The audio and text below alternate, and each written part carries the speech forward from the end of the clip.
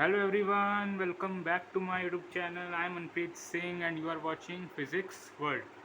So I hope that you all are good and preparing for your exams. And I know I am not making videos for a very long time, something about 1 or 2 week, but the reason is that my exams are also approaching, so I am not able to make the video. But now today I got some time, and that's why I'm making a video for you all, and this video is very helpful not only for your board exams or your school exams, but also for your JEE and NEET exams also. And what's the problem we are discussing today is from work energy power. Yes, work power energy you can say also. So in the chapter work power energy physics class 11th, let me write here, physics class 11th, your chapter is work power energy, short में WPE भी कहते हैं बहुत से लोग इसको. Yes, so work power energy. So today what we are discussing is to find work. Now you are like, what are you saying, man? Finding work is very easy. You are doing so easy things today. No, my dear, no. We are finding work, but with a different manner. Yes, when the question is different. So first of all, you all know that work has a formula of F vector dot S vector. Yes, this is the formula. And also you know the और करके लिख देता हूँ, work is also integration of F ds. Yes, where F is not constant, it is a function of S. Yes, so that's the formula for finding the work. Also there is also another way, and that's the graphical method. Graphically लिख दो, ठीक है. So graphically we can also find out the work by calculating the area under the curve. Let's say this is the curve. So this is force, this is displacement, and this is the limits. So this is the work done. Yes, this is the work done. We can easily find it out by integration or by any of these methods. Yes, but today's topic is not about these. This you know. Yes, but sometimes questions are also asked, and in your NCRT there is also a question in which you are given force and time, not displacement but time. So how to find work when force and time are given? Yes, when relation between force and time given, when graph between force and time given. So how to find work done in that case? So we are discussing that type of problems today. So let's start our problem session, today's problem session, on the topic work done, how to find work done when force and its relation with time is given. So let's start the video. So let's begin our problem. Yes, so let's take the problem given in your NCRT also. So that problem says that I'm not writing the whole question, this takes a lot of time and time is precious. Yes, so let's take the problem. So problem says, क्या कहती है, क्या problem में ये लिखा है that कि जो एक फोर्स लग रहा है, ठीक है, एक फोर्स लग रहा है ऑब्जेक्ट के ऊपर. So that force induce a displacement. Yes, उसकी वजह से डिस्प्लेसमेंट हो रही है, and that displacement is actually dependent upon the time as this equation. I hope that's visible. Yes, that is clearly visible that x depends upon t cube upon 3.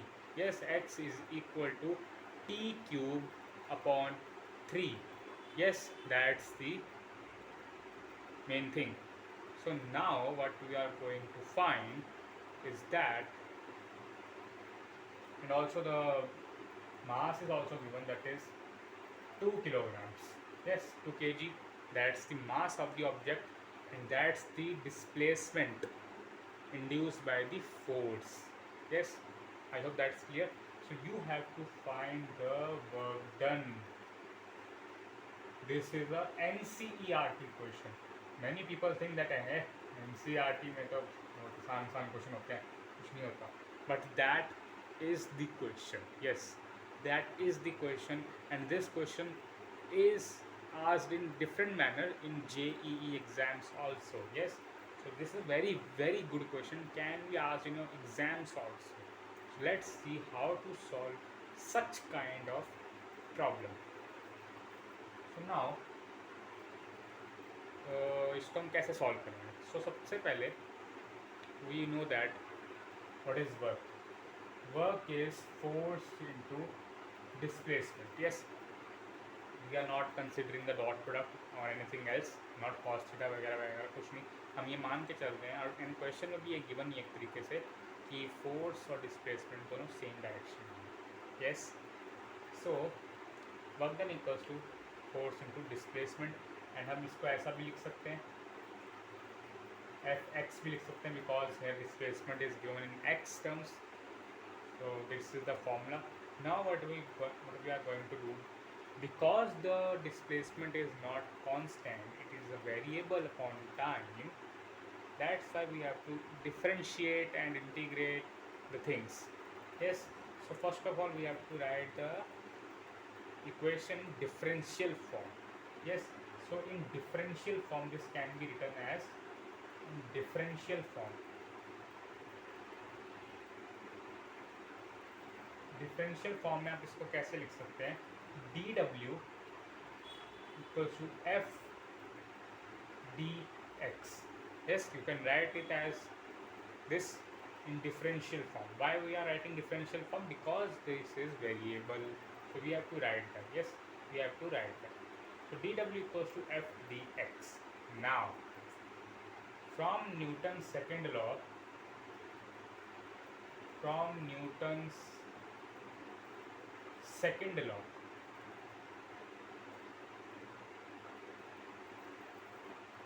we can say that of motion कर देते हैं. ठीक है, Newton ने और भी बहुत से लॉ दिए होंगे. So from Newton second law of motion we can say that कि d W equals to force की जगह हम लिखेंगे m into a times d x. Yes, this dot is basically multiplication, not the dot product. ठीक है, be careful. So now अब हम क्या करेंगे, एम ए डी एक्स आ गया है हमारे पास, m a into d x आ गया है हमारे पास. सो अब हम क्या करते हैं, हम थोड़ा अपना दिमाग का इस्तेमाल करते हैं. तो हम कैसे करेंगे, लेट्स देखो. अब हमारा एम ए डी एक्स आ गया, ये एक्सेलरेशन भी है हमारे पास, मास हमें गिवन है, एक्सेलरेशन हमें पता नहीं है. डी एक्स का हम कुछ ना कुछ तो कर ही लेंगे, क्योंकि उससे तो इंटीग्रेशन होना है, उसका कुछ करना भी नहीं होता. सो हमारे पास ये ए नहीं है, एक तरीके से ए हमें कहीं ना कहीं से चाहिए. तो हमें यहाँ से ए मिल सकता है. अगर आप ध्यान से देखो कैसे मिलेगा, लेट्स सी. डिस्प्लेसमेंट दे रखा है टाइम के टर्म्स में.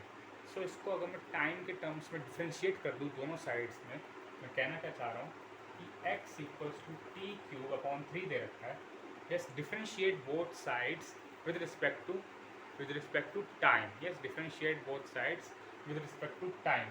So what you are going to get, dx upon dt is equals to d over dt t cube upon 3.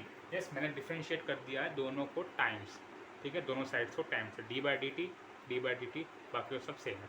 अब you can see that D X by D T क्या होता है, velocity. Yes, so velocity equals to, differentiating के rules तो आपको पता ही होंगे. सो ये हो जाएगा 3t² upon 3. 3 to 3 get cancelled, therefore v comes out to be t square. ठीक है, v आपका क्या आ गया, t स्क्वायर आ गया. नाउ हमें तो एक्सेलरेशन भी चाहिए, सो हम एक्सेलरेशन को भी ले आते हैं, फिर से इसको डिफ्रेंशिएट कर देते हैं हम t के रिस्पेक्ट में. यस, सो फिर से अगर हम डिफ्रेंशिएट करेंगे, so this comes out to be dv over dt equals to dt square upon dt. So acceleration होती है dv by dt, so acceleration आ गई 2t. ठीक है, आई होप दैट्स क्लियर.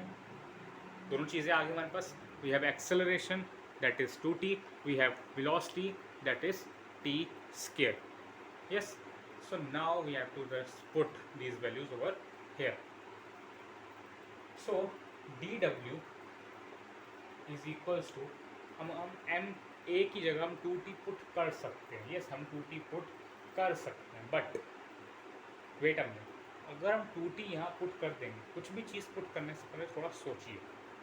यहाँ अगर हम 2t पुट कर देंगे, if we substitute 2t in place of a, how can you then integrate. हम इंटीग्रेशन कैसे करेंगे? अगर आपने ऐसे लिख दिया dw, मैं यहाँ ऐसे लिख रहा हूँ, ठीक है, dw equals to m 2t dx, ये हो जाएगा. अगर मैं ऐसे लिख दूंगा तो, सो अगर मैं 2t dx लिख दूंगा, सो उसके बाद मुझे इंटीग्रेशन तो करना ही है आगे चल के.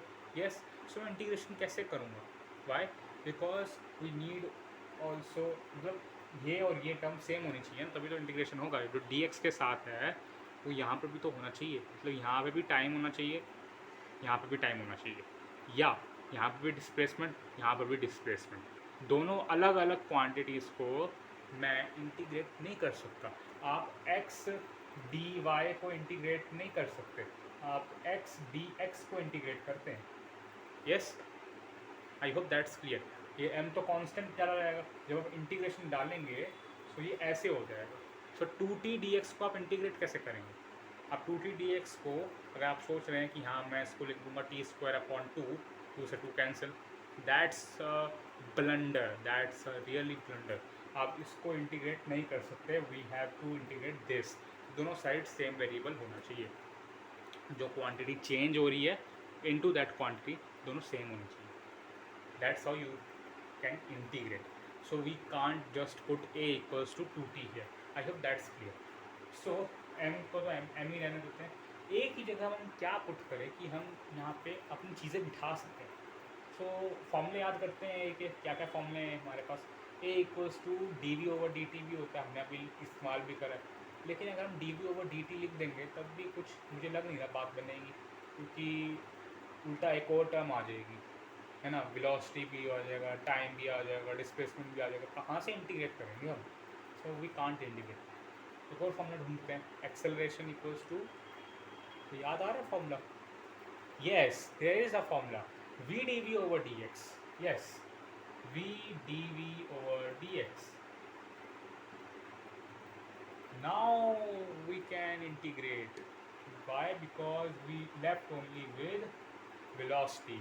so देखो, हमारे पास एक्सेलरेशन था, हमारे पास डिस्प्लेसमेंट थी. हम सोच रहे थे पता नहीं किसको किससे करें, डिस्प्लेसमेंट को पूरा कर देते हैं, या दोनों तरफ एक्सेलरेशन कर देते हैं, या टाइम कर देते हैं यहाँ पे, जैसे हम सोच रहे थे. बट हमारे पास क्या आ गया? वेलोसिटी में आ गई, कुछ अलग ही आ गया. That's the beauty of physics and mathematics. Yes, that's the mathematical manipulation. Yes, that's the mathematical manipulation. I have also recorded a video on mathematical manipulation, how to manipulate things. Please watch that video also, so that you can clear your doubts how to manipulate things. Yes, you have to remember the formula, you have to be very very precise about the solution. Yes, so now अब क्या हो गया? अब अगर D W equals to, अब एक variable में हमारा काम हो गया वी डी वी. यस, एक एम तो हमारा कांस्टेंट ही है, वी डी वी में हमारा काम हो गया. ठीक है, अब हम क्या करते हैं? हम इंटीग्रेट कर देते हैं. कर दे क्या? नहीं, अब भी नहीं कर सकते. क्यों नहीं कर सकते? चलो सोचो, दिमाग लगाओ, क्यों नहीं कर सकते? हमारे पास वेलोसिटी है, ठीक है, हमारे पास वेलोसिटी तो है, लेकिन हमारे पास एक बहुत इम्पॉर्टेंट चीज़ मिस हो रही है यहाँ पे. तो ये है कि हम वेलोसिटी पर अगर हम यहाँ पे इंटीग्रेट कर देते हैं तो हमारे पास ऐसी कोई चीज़ नहीं है, हमारे पास ऐसी कोई चीज़ नहीं है जिस पर हम लिमिट लगा सकते।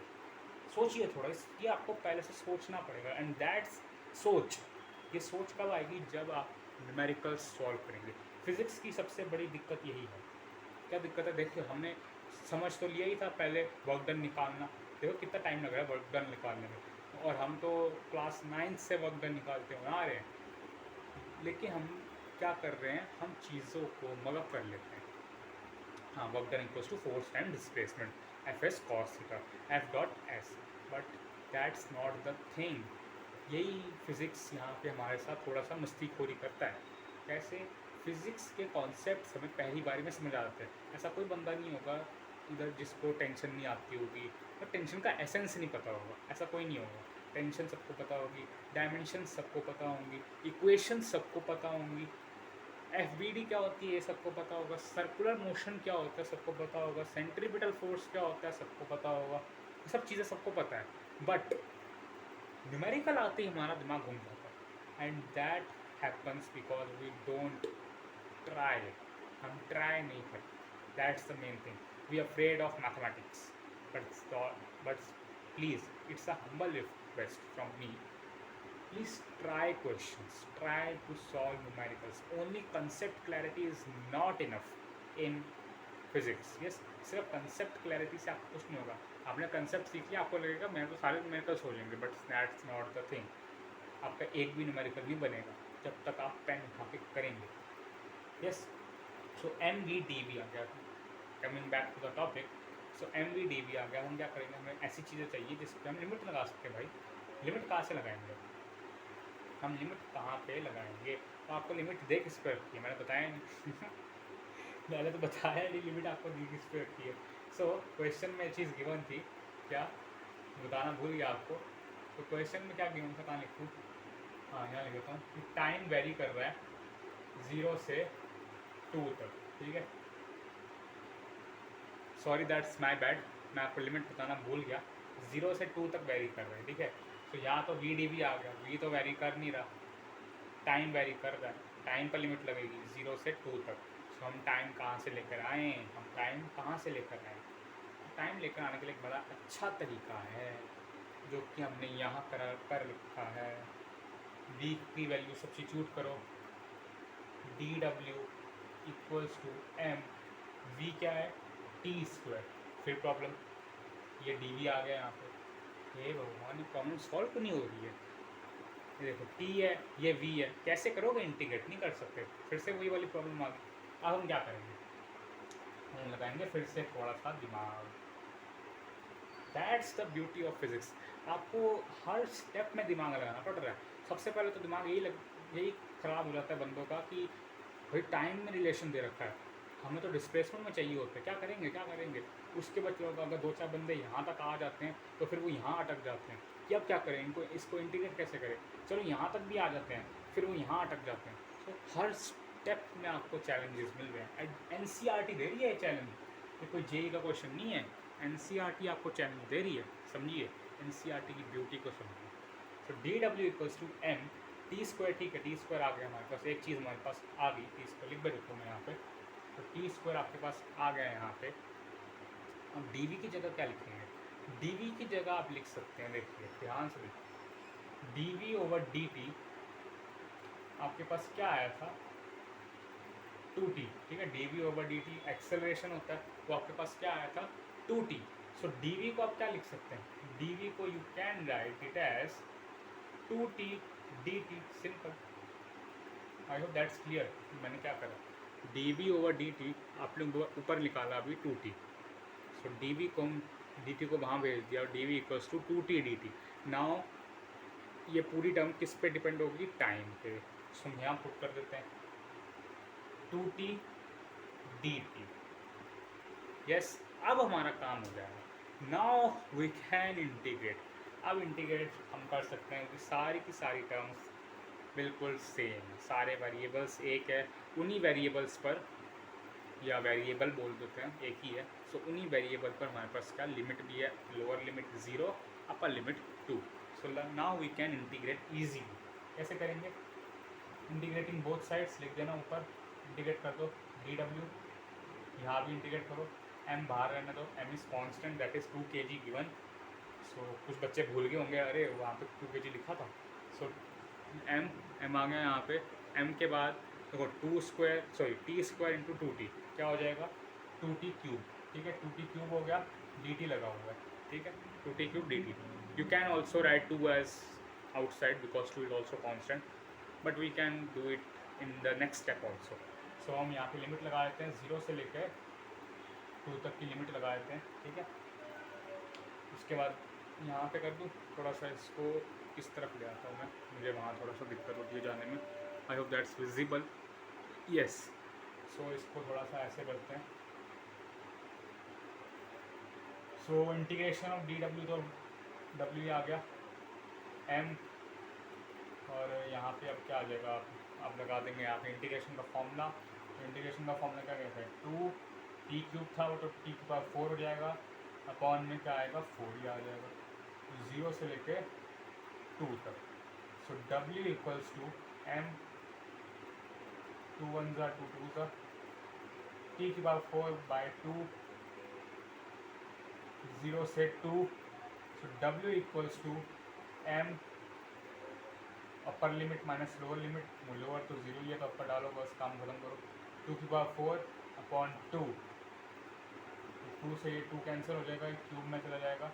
सो डब्ल्यू इक्वल्स टू एम क्या है 2 इंटू 2 का क्यूब, दैट इज 2 की पावर 4, एंड 2 की पावर 4 क्या होता है 2 to the 4, 4 to the 8, 8 to the 16, yes 16 joule. And that's your answer. आखिरकार हम आंसर तक पहुंच गए, जो कि विजिबल नहीं हो रहा है, थोड़ा सा ऊपर कर देता हूँ इसको, यस।